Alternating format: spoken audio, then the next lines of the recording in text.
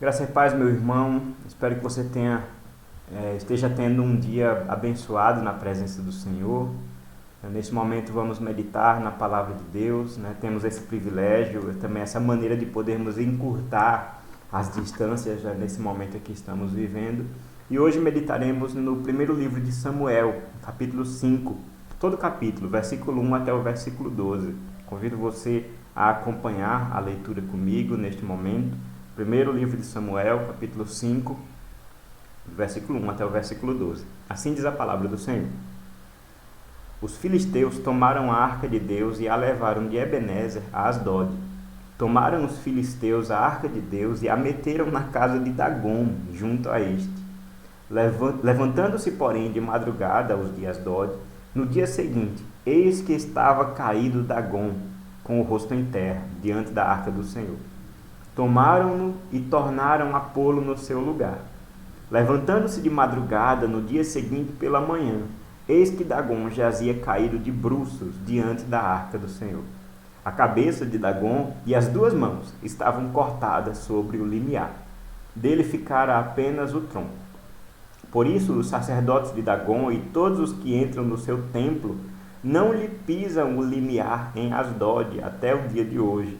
Porém, a mão do Senhor castigou duramente os de Asdod e os assolou e os feriu de tumores, tanto em Asdod como no seu território. Vendo os homens de Asdod que assim era, disseram: Não fique conosco a arca do Deus de Israel, pois a sua mão é dura sobre nós e sobre Dagom, o nosso Deus. Pelo que enviaram mensageiros e congregaram a si todos os príncipes dos filisteus e disseram: Que faremos a arca do Deus de Israel? Responderam: Seja levada a arca do Deus de Israel até Gate, e depois de cidade em cidade, e a levaram até Gate. Depois de a terem levado, a mão do Senhor foi contra aquela cidade com muito grande terror, pois feriu os homens daquela cidade, desde o pequeno até o grande, e lhes nasceram tumores. Então enviaram a arca de Deus a Ecrom.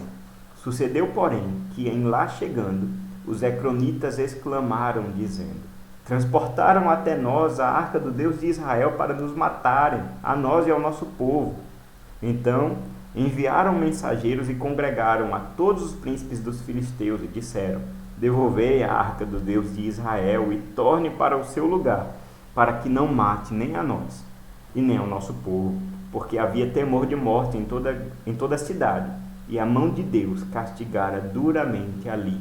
Os homens que não morriam eram atingidos com os tumores, e o clamor da cidade subiu até o céu. Até aí a leitura, irmãos. Vamos orar nesse momento. Pai, nós queremos te agradecer por estarmos diante da tua palavra. Te pedimos agora, Senhor, que o teu Espírito Santo fale ao nosso coração, que ele nos leve a um bom entendimento da tua palavra e que sejamos capacitados a te obedecer, a te honrar e te louvar em nossas vidas. Faz isso para a glória do teu nome e te pedimos em nome de Cristo, nosso Senhor. Amém. Irmãos, eu gosto bastante de filmes de super-herói. São filmes que me encantam, me animam, né? Provavelmente você também pode gostar ou não, mas algo nesses filmes me cativa. Não só as cenas de ação, não só os figurinos, né, bem elaborados, não só os efeitos especiais que saltam aos olhos, mas é muito interessante perceber que é muito comum nesses filmes aqueles momentos em que nós somos contemplados, né, no meio de toda a batalha, no meio de todos os efeitos especiais, somos contemplados com um grande ensinamento, uma lição de moral, um momento de contemplação acerca da vida e da sabedoria, um momento de aprendizado. São respingos da graça de Deus. No primeiro filme dos Vingadores, né, aquela grande equipe de super-heróis da Marvel, provavelmente você já assistiu, ele foi lançado em 2012, há uma cena que eu gosto bastante. Ela nem acrescenta tanto ao enredo do filme, mas eu guardo ela com muito carinho no meu coração. Eu vou explicar.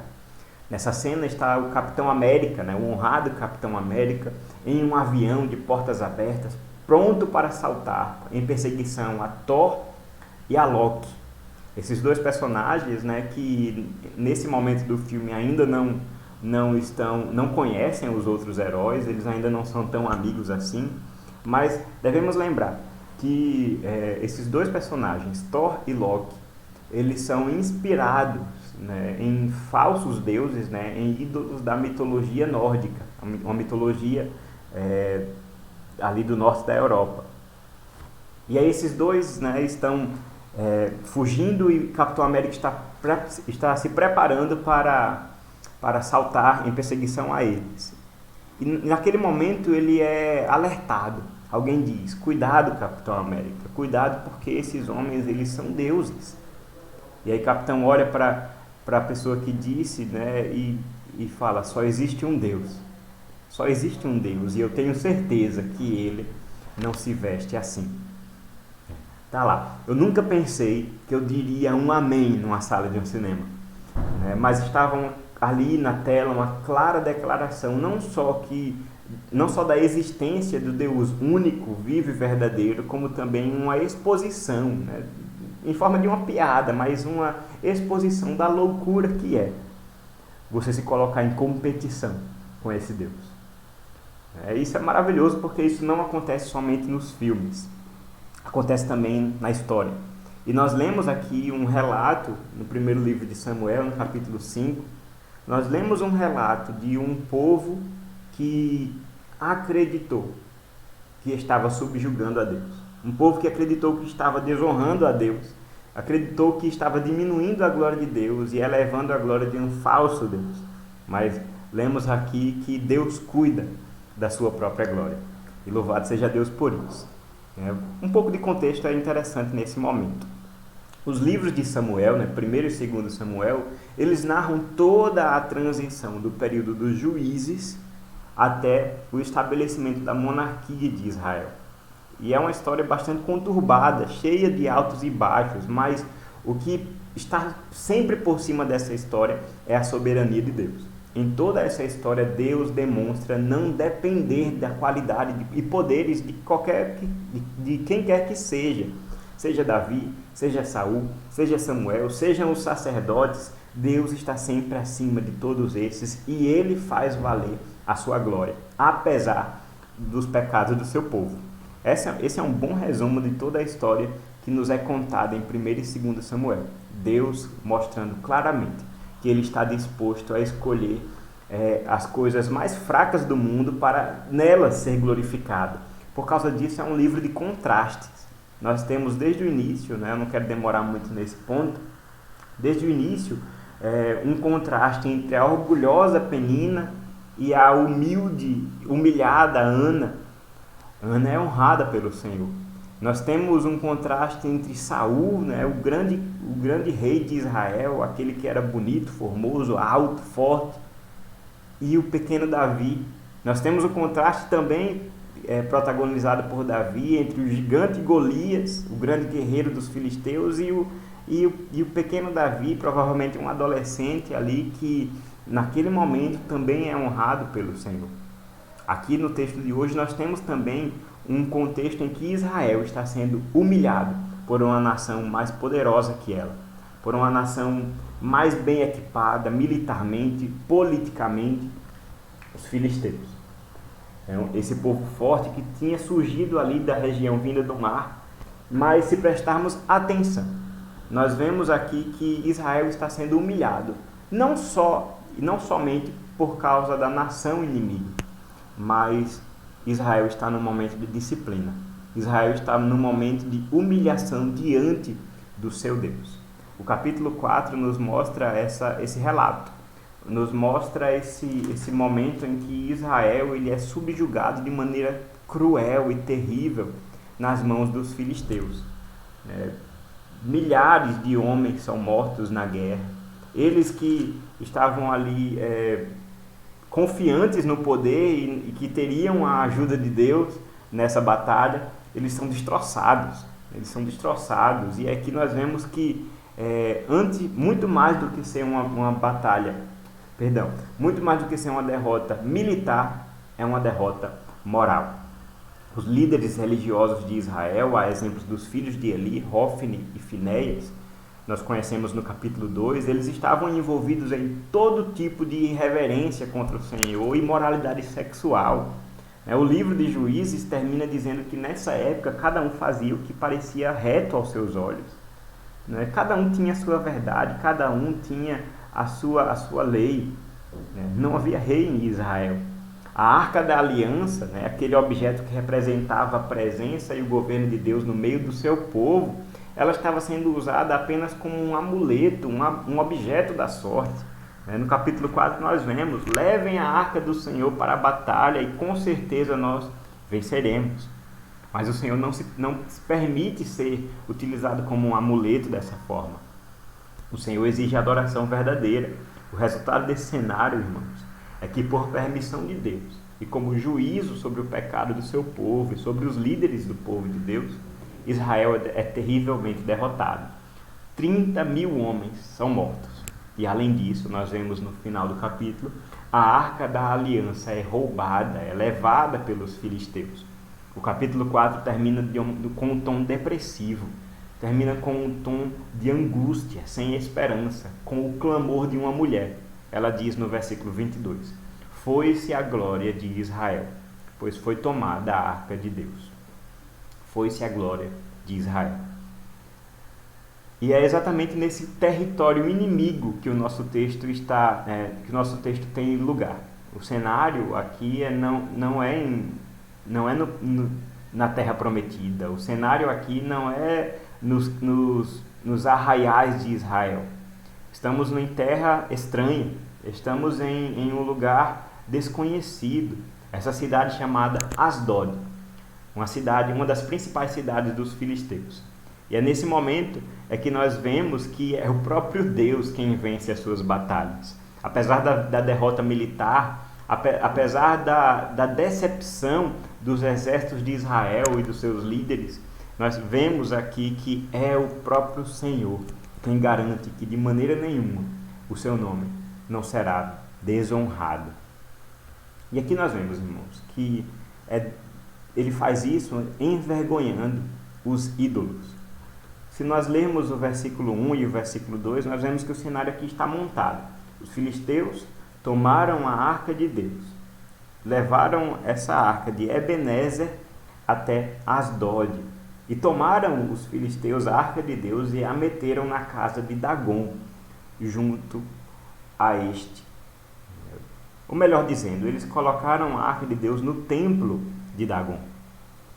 Mas vamos a algumas informações. Dagon era o deus principal dos filisteus. Alguns estudiosos afirmam que ele fazia parte da cultura dos povos daquela região desde muito antes da chegada dos filisteus vindos do mar. Há indícios de que ele estaria ligado à questão da agricultura, como se ele fosse um deus da colheita, dos cereais, algo assim. Há quem diga também que Dagon ele teria uma forma de um grande peixe. Eles fazem essas relações assim etimológicas e chegam a essa conclusão.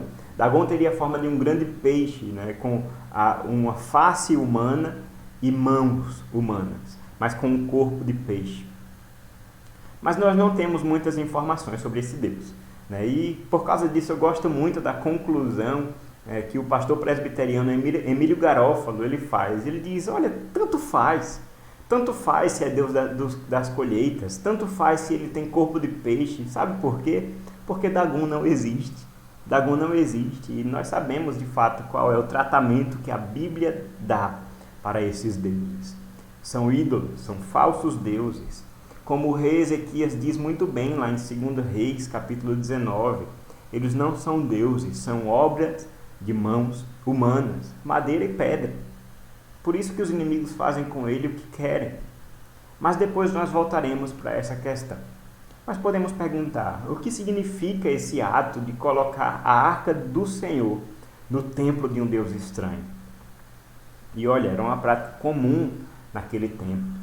É uma demonstração de humilhação extrema. Imagine, cada nação tinha o seu próprio Deus. E quando duas nações entravam em guerra a mentalidade religiosa da época fazia pensar que o que estava acontecendo na verdade era uma guerra entre deuses. Os deuses iam aos campos de batalha e agora, quando uma nação era derrotada, significa que os deuses estavam sendo derrotados. Agora imaginem a humilhação que seria para um povo que já foi derrotado, ter os seus deuses levados cativos para o território inimigo e ainda mais colocados diante do trono do Deus vencedor, como escravos. Foi exatamente isso que os filisteus estavam fazendo aqui. Essa era a mensagem que queriam passar adiante para as nações vizinhas. Yahvé, o Deus de Israel, foi derrotado. Ele não tem poder e hoje mesmo está servindo a Dagon, o nosso Deus. Basta ir lá no templo. Vejam, Dagon está sentado em seu trono e no estrado de seus pés está a arca da aliança do Senhor, o Deus de Israel. Essa era a mensagem que eles queriam passar. Mas nós sabemos, irmãos, que essa mensagem ela não pode estar mais longe da realidade. É o próprio Deus de Israel que se propõe a esclarecer isso, como nós vemos nos versículos seguintes. Vejamos aqui no versículo 3. Levantando-se, porém, de madrugada, os de Asdod, no dia seguinte, eis que estava caído Dagon, com o rosto em terra, diante da arca do Senhor. Tomaram-no e tornaram a pô-lo no seu lugar. Que cena, irmãos! Que cena maravilhosa! Podemos imaginar a surpresa daquele filisteu encarregado de cuidar do templo, ele entrando de madrugada e se deparando com aquela cena, a estátua do seu Deus. Podemos imaginar aqui uma grande estátua. Antes ela estava em um lugar de destaque, no meio do templo, mas agora ela estava no chão, jogada, com o rosto em terra, prostrado diante da arca do Senhor de Israel. Como se já não fosse o bastante, diante da teimosia dos filisteus, e ainda vamos falar sobre isso mais para frente, em colocar mais uma vez a estátua de Dagon em seu lugar no pedestal, de repente tentando entender ali o que tinha acontecido, deve ter sido algum acidente, algo assim, mas o versículo 4, de maneira definitiva, coloca Deus dando ponto final a essa disputa de deuses, que estava longe de ser uma disputa de igual para igual. É um Deus vivo e verdadeiro contra um Deus falso. O golpe final de Deus sobre o falso Deus Dagon. No versículo 4 nós vemos que na manhã seguinte, a estátua de Dagon mais uma vez amanhece com o rosto no chão. Mas ainda mais que isso, ela estava decapitada, sem cabeça, e as suas duas mãos também estavam colocadas sobre o limiar do templo. Dela ficou apenas o tronco. Vejam, irmãos, um Deus sem mãos e sem cabeça. Nós podemos falar sobre isso, rapidamente e de acordo com algumas perspectivas diferentes, mas elas se completam. Em primeiro lugar, na cultura do Antigo Oriente, cortar a cabeça era a forma mais gráfica, mais visual de provar a morte de alguém. A cabeça de um rei ou um general inimigo, por exemplo, era exposta em um lugar público para que ficasse evidente a sua derrota. Cortar as mãos também, de maneira semelhante, era uma forma usada para contar os mortos no campo de batalha. Ao fazer isso, o Senhor, o Deus de Israel, estava decretando de maneira definitiva a derrota de Dagon diante dos seus adoradores. Vejam, a cabeça de Dagon está fora de seu corpo. Vejam que a derrota ela é indiscutível. Dagon está derrotado. Mas ainda de uma outra perspectiva, nós podemos perceber que a cabeça representa o governo, e as mãos representam o poder dos deuses. O Senhor estava aqui declarando a inutilidade desse falso Deus. Dagon estava sem cabeça, ele não governa, ele não é soberano. Dagon não tem mãos, ele não tem poder, ele não tem obras para mostrar em suas mãos. Nós podemos lembrar do Salmo 115, que de maneira muito interessante revela a loucura da idolatria, revela a inutilidade da idolatria. Os ídolos, eles até têm boca. Eu olho para as estátuas e vejo que eles têm boca, mas eles não falam. Eles têm olhos, mas eles não veem. Eles têm mãos, mas não apalpam. Essa é uma boa perspectiva também. Mas em terceiro lugar, uma outra perspectiva que nós podemos achar aqui bem interessante é que se de fato Dagon era representado como um grande peixe com a cabeça e mãos humanas, de maneira muito pedagógica e de maneira muito explícita, o Senhor fez questão de quebrar esse ídolo exatamente em suas partes humanas, deixando somente o seu tronco de peixe. Está aqui descortinada a irracionalidade, a tolice que é se dobrar a um pedaço, a uma parte ali de um peixe ou uma mistura esquisita de qualquer coisa que seja. A realidade é que é loucura adorar outra coisa que não o Deus de Israel. Outra coisa que não o Deus Todo-Poderoso, o Senhor dos Exércitos, o Deus revelado na Bíblia Sagrada, aquele que reina e que é verdadeiro. Como diz o Salmo 96, versículos 4 e 5, grande é o Senhor e muito digno de ser louvado, temível mais do que todos os falsos deuses, porque todos os deuses dos povos não passam de ídolos. O Senhor, porém, fez os céus. O profeta Isaías também no capítulo 40, ele fala do cuidado de maneira muito irônica, fala do cuidado que um sacerdote idólatra ele deve ter quando está fazendo a estátua de um ídolo. E ele diz, olha, você tem que colocar esse ídolo num pedaço de madeira, num pedestal, mas verifique que ele não está oscilando, verifique que ele não está vacilando, ou como diz o popular, verifique que esse pedestal não está capenga, para não correr o risco desse Deus cair. Mas ele também pergunta, mas você também não atentou para os fundamentos da terra? O Senhor está assentado sobre a redondeza da terra. É Ele quem estende os céus como uma cortina e os desenrola como uma tenda para neles habitar. Isaías 40, versículos 21 e 22. Enquanto os ídolos têm que se preocupar se vão cair ou não em seus templos, o nosso Deus, ele sustenta a terra com suas mãos. Diante da presença do Senhor, irmãos, os ídolos do nosso coração são expostos à vergonha. Eles são quebrados, despedaçados, são inutilizados e ridicularizados. Fica evidente a incapacidade deles de nos trazer alegria, esperança, consolo verdadeiro e, finalmente, salvação. Irmãos, nós devemos entender isso.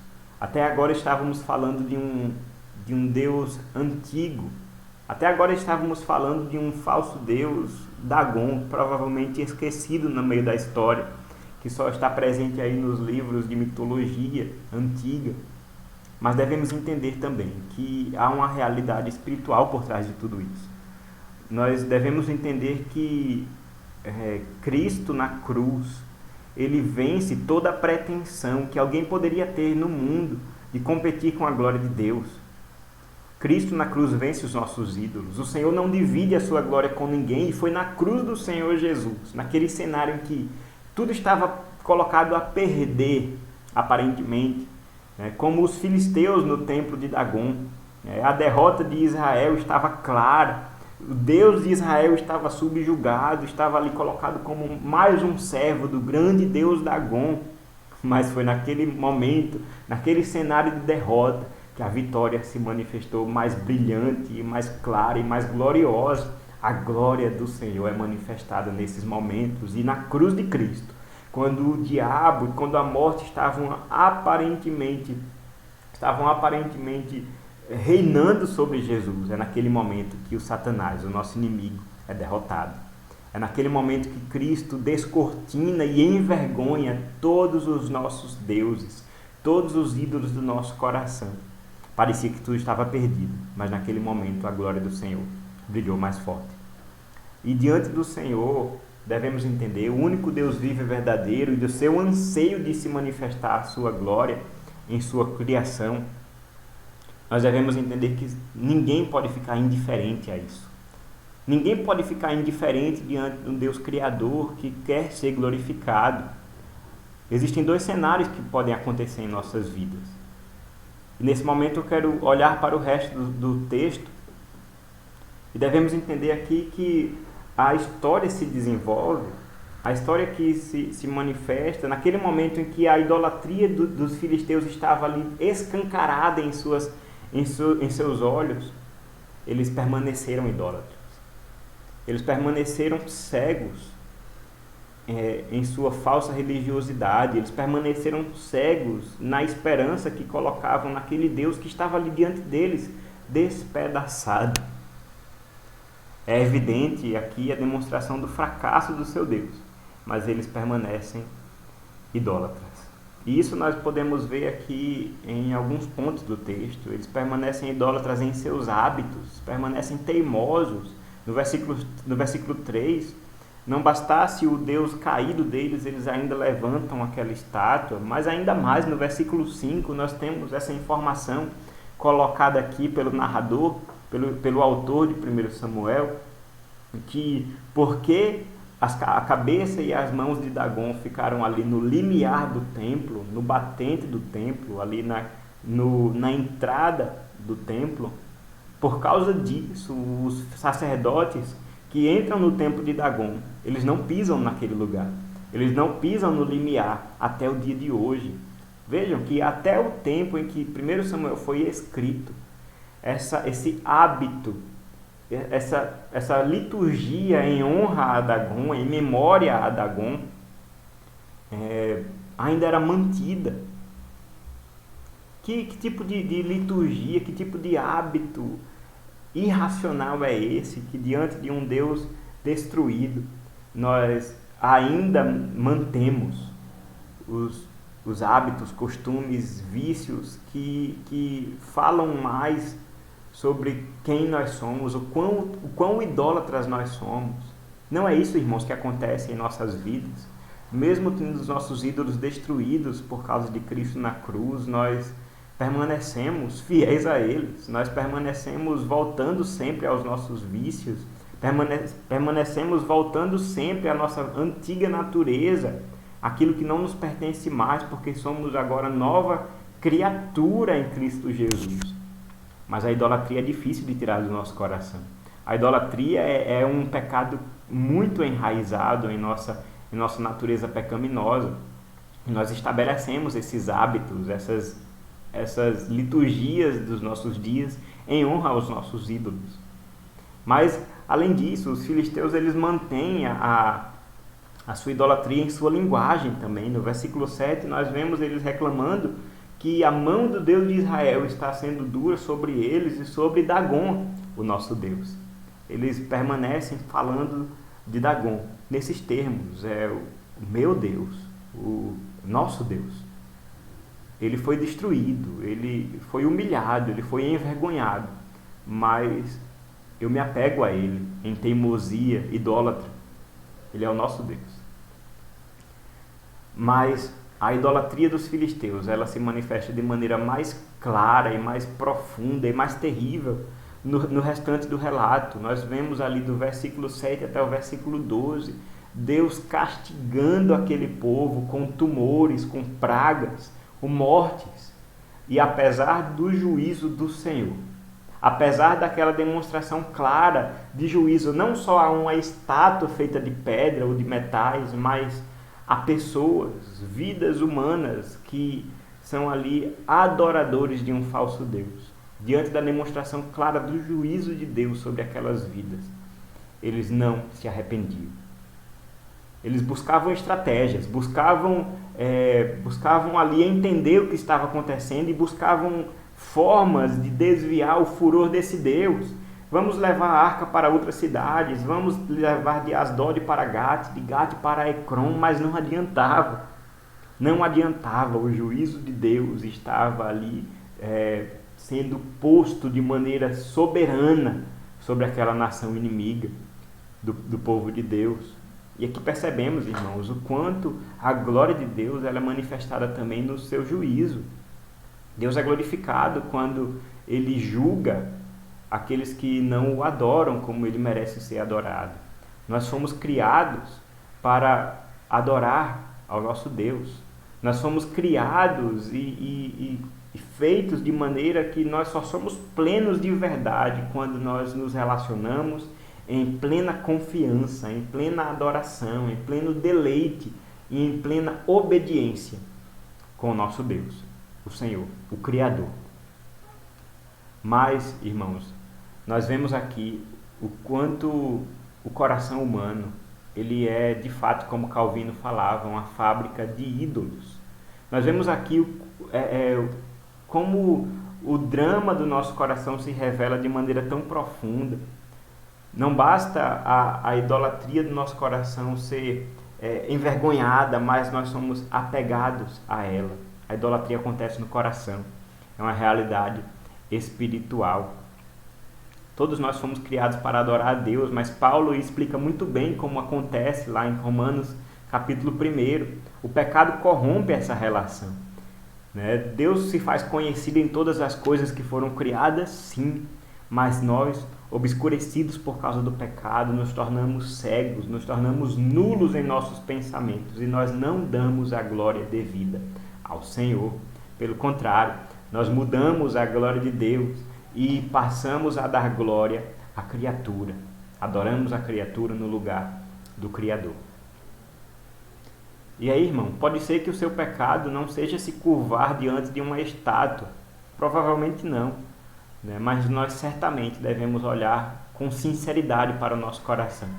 Devemos olhar com clareza e com franqueza e perceber que em nosso coração nós temos sim os nossos ídolos, inúmeros ídolos que são levantados para a nossa satisfação. De repente nós não confiamos mais em Deus, mas buscamos o dinheiro, o sexo, o conhecimento, o reconhecimento das pessoas.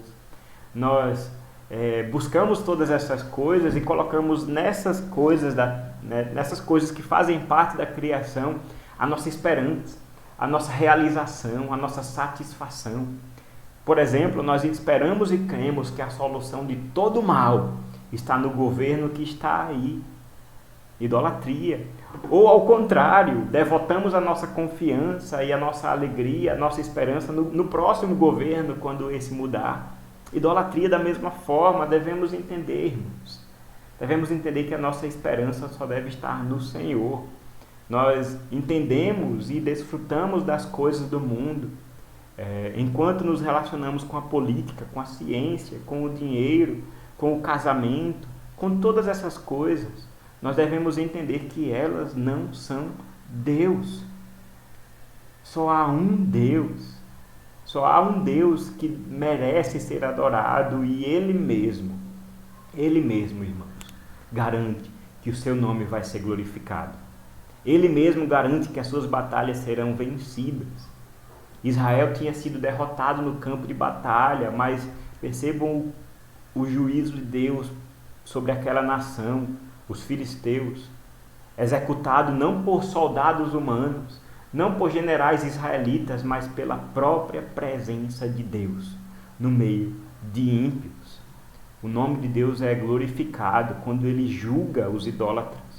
O nome de Deus é glorificado quando Ele não divide a sua glória com ninguém, mas Ele estabelece o seu nome para ser temido e adorado. Devemos entender, irmãos, que diante desse Deus que zela por sua glória, como falamos, não é possível ficar indiferente.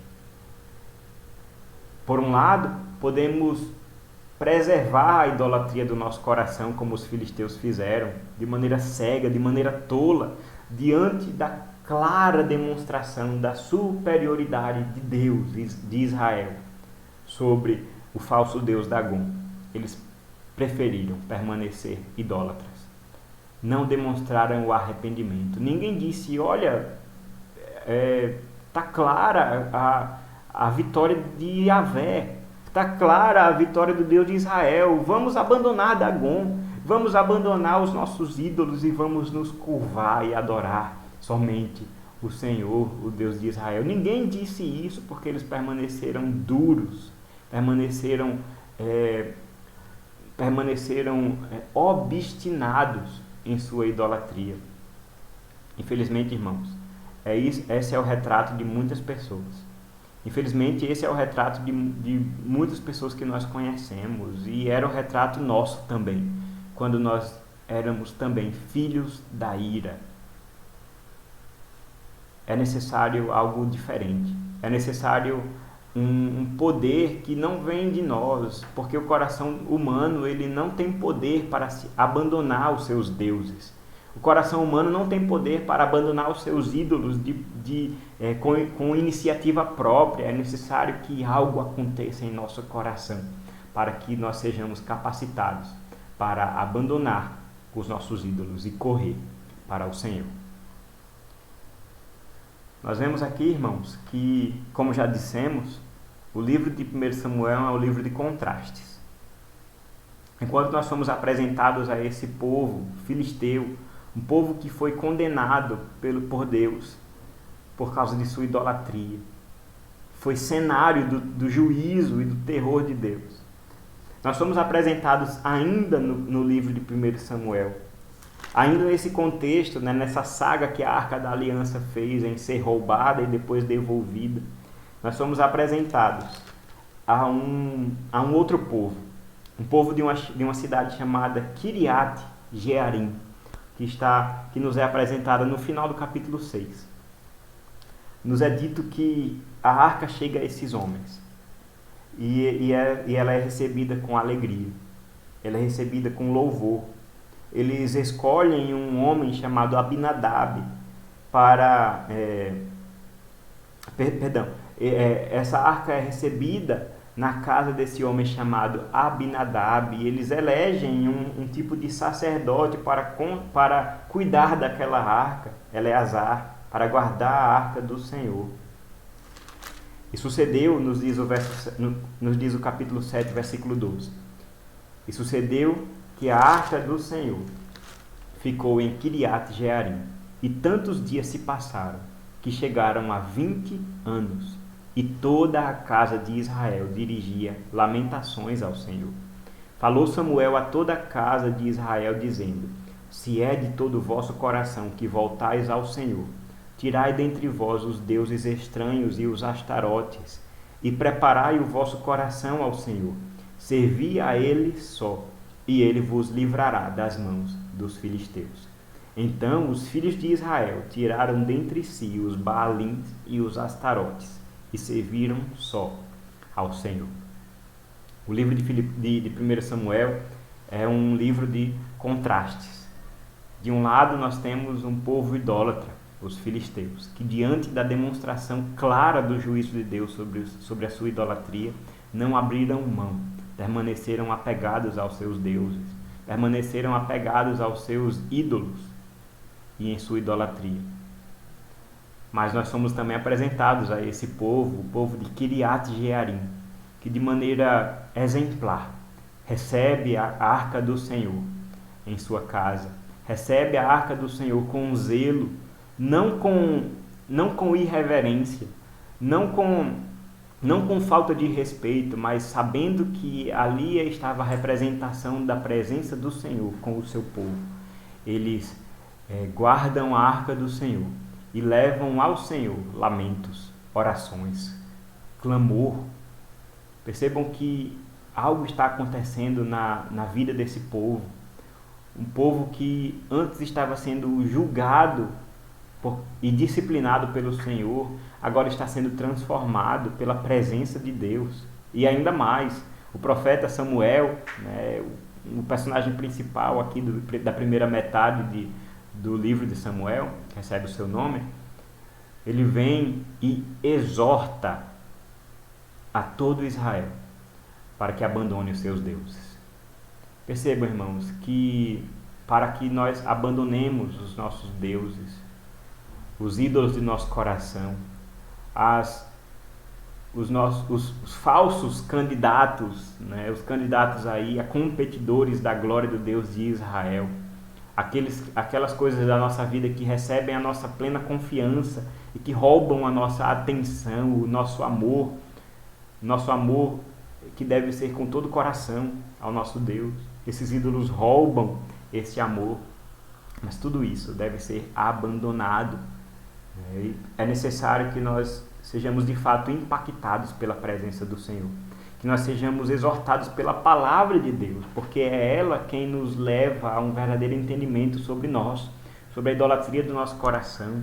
Diante do Senhor, o nosso coração está nu, diante da glória do nosso Deus, os nossos ídolos, que nós amamos tanto, eles são envergonhados e ridicularizados. Devemos fazer como esse povo de Kiriat Jearim, que se apega a esse Deus.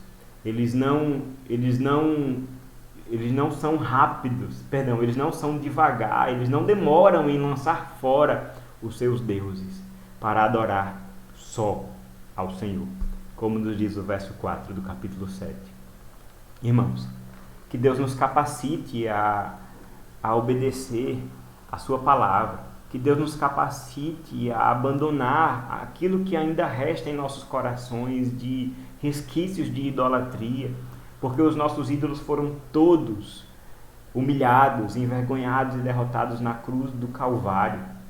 Na cruz o Senhor Jesus demonstrou ao mundo quem é o verdadeiro Deus. Na ressurreição o Senhor demonstrou ao mundo quão poderoso é esse Deus. O que fazemos nós, irmãos, quando nós nos contentamos com migalhas que o mundo tem a nos oferecer? O que fazemos nós quando nos contentamos com a esperança que o mundo dá, com a paz que o mundo dá, com o contentamento e a alegria que o mundo dá, quando na verdade nós temos a fonte de satisfação eterna? Nós fomos criados para louvar esse Deus, nós fomos criados para adorar e ter prazer no Senhor. Está acessível, irmãos. Os filisteus não entenderam, mas enquanto Deus é glorificado, tanto no juízo como na salvação de um povo, nós devemos entender como Deus vai ser glorificado na sua vida. Como Deus vai ser glorificado na minha vida? Será que eu serei punido por causa da minha idolatria? Ou serei assegurado por ter colocado a minha confiança plena, a minha fé na cruz de Cristo? Ou serei premiado pela minha adoração? Que Deus nos abençoe, irmãos. Que Ele nos capacite a obedecê-lo, a viver também uma vida para a sua glória, para destronar os ídolos de nosso coração, para percebermos que na verdade eles já estão derrotados, destruídos, sem cabeça, sem mãos, envergonhados, para a glória do nosso Deus. Que Deus te abençoe.